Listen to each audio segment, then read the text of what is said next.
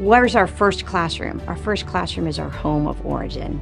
I didn't get to pick my teachers, my parents, they came with their own backgrounds and the community that I grew up in and the country that I grew up in, all of those influences on me, that's my first classroom.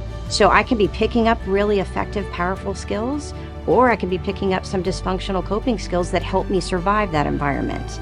And for me to be able to say, hey, here's some great things, let's expand that.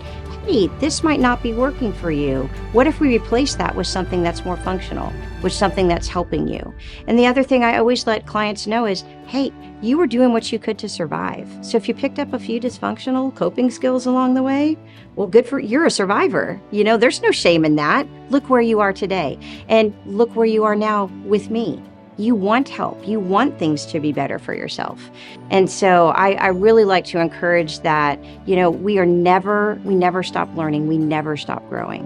Another big thing that I focus on in a lot of my parenting and anger management and in my interactions is just an understanding of the brain. When I understand how my brain works, and if I've stored trauma in my midbrain and it's kind of stuck there and keeping me in a fight or flight, that's why I'm so reactive and get so angry all the time. But what if with a little bit of therapy, I can work through some of that trauma and some skills on specific calming strategies, I can trick my brain into calming down. How powerful is that?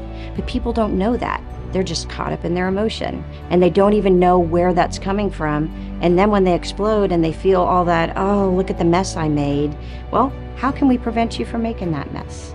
And for me, if you can do that without me, that to me is the biggest feedback, the biggest source of joy.